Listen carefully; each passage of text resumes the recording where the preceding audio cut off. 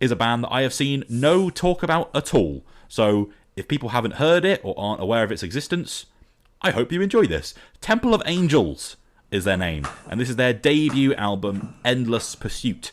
I found this band in quite literally the most analog way possible, where at Outbreak Festival, as you will know if you watched the last Vinyl Tap video on the That's Not Metal YouTube, I bought a couple of records from the Run for Cover stall that they had there.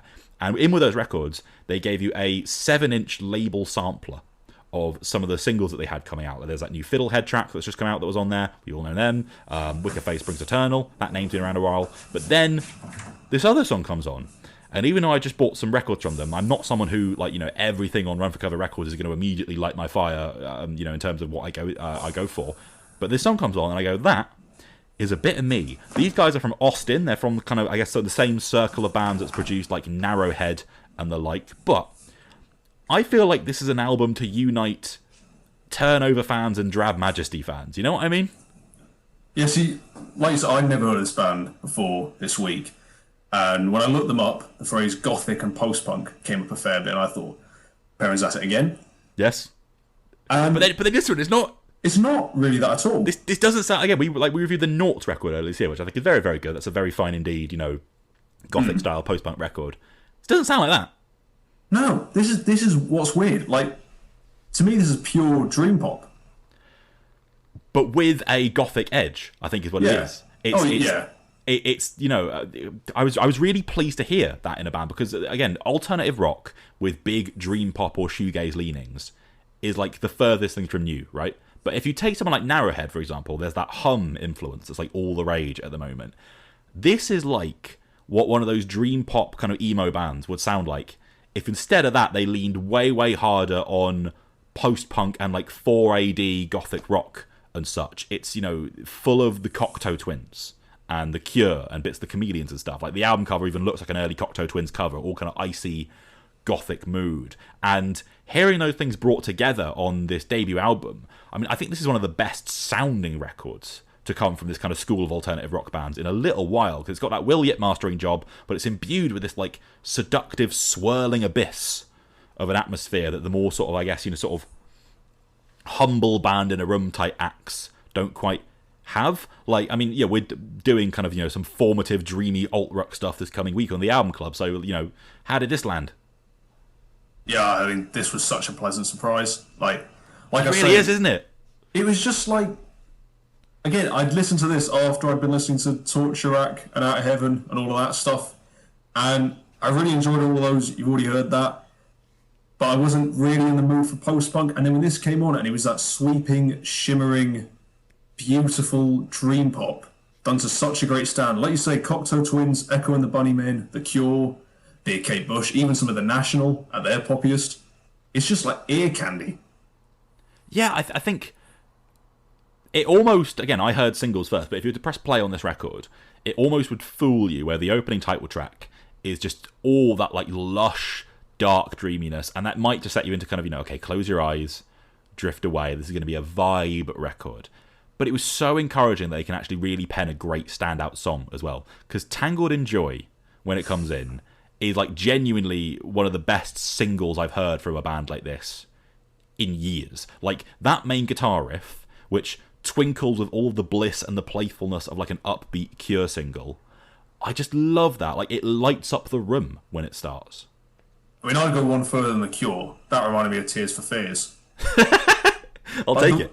The way that, like, when Everybody Wants to Rule the World comes on, and you might not go with me on this, but when that comes on, you just feel like everything in the world is okay. Yeah, it's a assuring song, isn't it? Yeah, Tangled in Joy has that quality. And it's called Tangled in Joy. It's perfect. It was just like, oh, this is just like, it's a warm blanket and a cold shower at the same time. It's just, it was beautiful. And it's funny they're being lumped in with post-punk because so many of those bands, like, going around at the minute, even the ones I like, they have such stark aesthetics. And there's nothing particularly stark about Temple of Angels. It's like a warm hug. Yeah, no, again, this is absolutely a... I don't think the post-punk thing should be downplayed too much, because I think it's what makes them different to an awful lot of stuff that's been, again, on Run for Cover or something and the like. But it is, a sort of, you know, shoegazy, dream pop style alternative rock band who are taking a lot of pointers from that like post-punk and 1980s gothic rock in a way that not many of their peers do. And it makes for some really magic results where Love Spins Around, that is quite Cure in terms of like the little chord ramp up at the start. Like it almost could be the start of fucking Boys Don't Cry or something, just the dun, dun, and then it's off. You've got weirdly kind of dancey songs like Stay, and the little dream pop guitar lines they're coming out with. I think when they're imbued with that little bit of like heavier, dark atmosphere, like you'll get like Lost in Darkness and stuff, I think it anchors them in something that it doesn't always have when it's just pure brightness. It feels like they're really purposed. Yeah, I mean, we talk about some of the dream pop bands or the rock bands that do dream pop now, like that last Turnover record. Putting that on, it sounds nice. There's something slightly frivolous about it. It's felt slightly undercooked. Whereas this, it's clear they've written the song and then built this lovely instrumentation arrangement around it. And it just, again, it's nice to have a band in this scene who aren't afraid to be really, really uplifting. And they do have the downer moments. Like there's a 1, 2, 3 of When the Shadow Smiles Back, Torment, and Secret Place, which are definitely the more downbeat section of the record. But the opening run and the closing salvo are really like sincere, earnest, and danceable. Yeah, I've been listening to a lot of high vis after Outbreak as well, so I've been on that kind of sort of like 80s/early 90s British alternative sort of thing. And a riff like The Hill on here has a lot of that same kind of feeling. The singer as well, really, really rich sounding voice. And the vocal lines that she's coming out with on like Tangled in Joy, again, they really dance around the ear so naturally. And you mentioned Secret Place, there's that kind of that sort of oscillating kind of repetition in the vocal part that just kind of floats it into your ear really, really well. They really, when they're in that kind of downcast area, there's still that element of beauty, but also catchiness in the vocal. "Waving to the Wind" was the song that I first heard, and that is undeniably, that's a full-on post-punk dance floor thing. And that's, again, you could really see how that would stick out on the Run for Cover roster, because it's pure 80s. But it's also like the one point on the record when they do a drum beat that really sounds like that, and they top it with their own kind of style of melody so well. They don't just suddenly start going, "Oh, hello, I am in a post-punk band." Like, they do their own thing with it. Yeah, I mean, there's certain post-punk singers or 80s jangle pop associated singers who, there seems to be like there's less than a dozen, and you have to choose which one you're going to emulate. So do you want to be Robert Smith? Do you want to be Andrew Eldritch? Do you want to be Ian Curtis, etc., etc.? And it's nice to have someone who's like, "No, I'm going to be Kate Bush."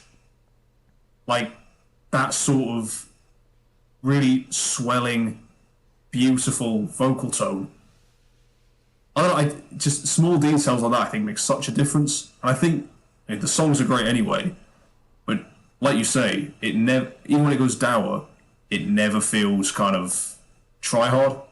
Yeah, I mean, this might refute something that you've just said, but there's a couple of tracks where one of the guys in the band starts singing. And "Love Spins Around" is a big example of that. And I think he does have quite a sort of Morrissey tone to his voice, but genuinely, he's got one of the best voices I've heard in this lane in a while as well. Like, it's not just like, we'll let the bloke sing for this one, and he comes in like, not rubbish. Like, it's another of like the best songs on the record, and it sounds so great. And then they introduce him early there, and then further into the record they start kind of duetting with each other on something like "When the Shadow Smiles Back." And again, combined with the guitar lines, there's such a strong sense of like both songwriting and atmosphere together on this, when how many bands only get one of those, right?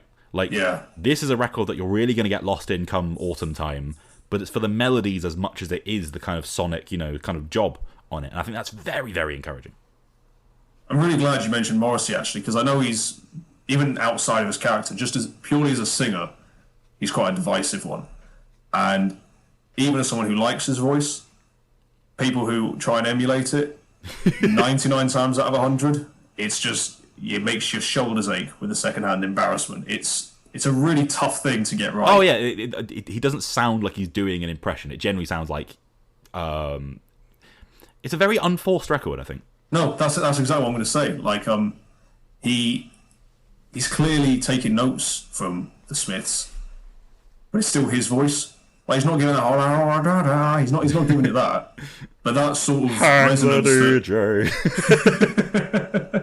But that resonance that Morrissey has carrying that through and playing as a really nice yin and yang to those female vocals, like compared to Kate Bush. I mean, we're basically just listing all the great British, like, new wave dream pop artists of the 80s, and it does feel like a kind of montage of those things.